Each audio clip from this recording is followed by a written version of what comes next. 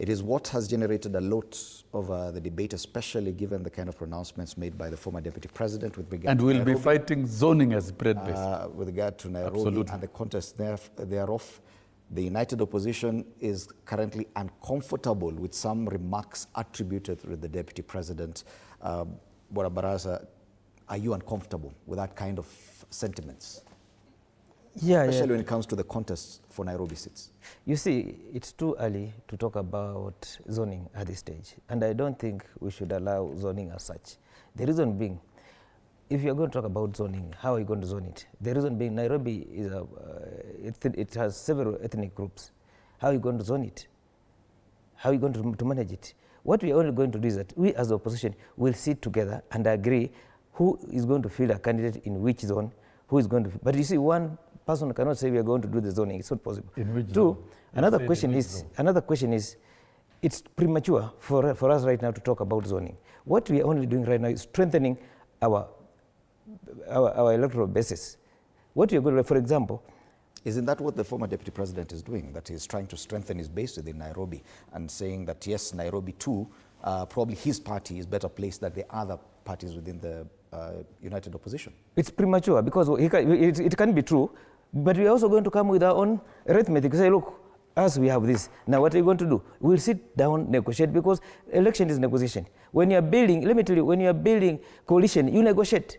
We are going to have a coalition. How do you don't use zoning, it's coalition. When you're going to build to form a coalition, you must agree whom are you going to fill in this area. Isn't it the same thing that you did for the by-elections? That when it came to the Western contest in Malava, and the rest, you said DAPK should be the one to field and not DCP. DCP had a candidate and had to pull out. Let me tell you something. If you look at the voting in Western Kenya, it shows you where the opposition is, where the Western people are. Apart from what they took from us forcefully in Malava, the entire Western is in opposition. Look at what happened in Kapchai. Look at what happened in Kisa East. Look at what happened in Malava. We know it was taken away from us. So Western has moved away from the government. It's now in the opposition. Now, if that is going to happen, it will also translate to those people living from Western who are living in Nairobi. Where is their heart? You may force us now, but our heart is somewhere else. Where is their heart? Once it does that, if it comes to election, we are going to sit down as a coalition and agree. This is Kalonzo Musyoka, Rigathi Gachagua, Eugene Wamalwa, George Natembeya. Then we agree, where are we strong? Where do we feel we are strong? Where we feel we are strong, we'll negotiate and agree, look, we are going to fill this thing. Even the UDA is going to do the same thing. I get it. Where there are coalitions, we must agree, we don't use zoning. It's a coalition, you agree. Where do you have the strength? If we feel you have the strength here, then we'll allow you to field your candidates. If you have the strength in this area, because we have so many constituencies in Nairobi, each constituency will be looked at it individually. We don't do the zoning, look at it individually. Where do you think we have a strong candidate? For example, Westlands has been inhabited by Luyas. We can look at Westlands and say now, here. Is that the basis of this kind of... That's what happens in Kenya, where you have much support. Where you have much support. Look, where we have Luos, we feel a Luo, where we have much support. That's how people vote. Okay. This is the reality. You see, let's not get here and start pretend. There's no way someone can go to Baringo who is not a native of Baringo and be voted. But Nairobi is a different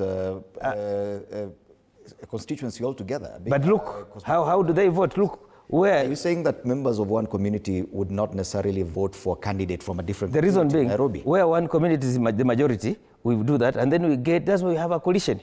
We ask other people to push him to get to a certain level. And this is what has been happening all around. How we look at the pattern of voting in Nairobi.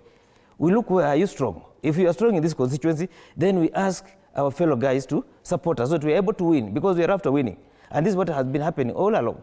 Luyas will vote in a certain way, Luos will vote in a certain way, Kalenjins will vote in a certain way, Kikuyus will vote in a certain way. It's something that happens. That's why we have coalitions. Why are we going to do coalitions?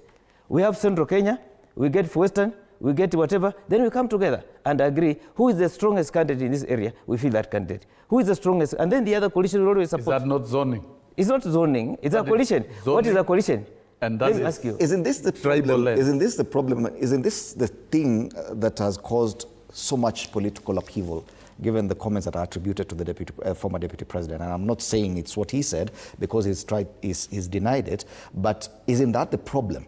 But what is the question? You are making considerations based on communities already and assuming that your numbers are more on a basis that many people are not comfortable with. Thank you for that. Let me put this very clearly. First of all, let's assume not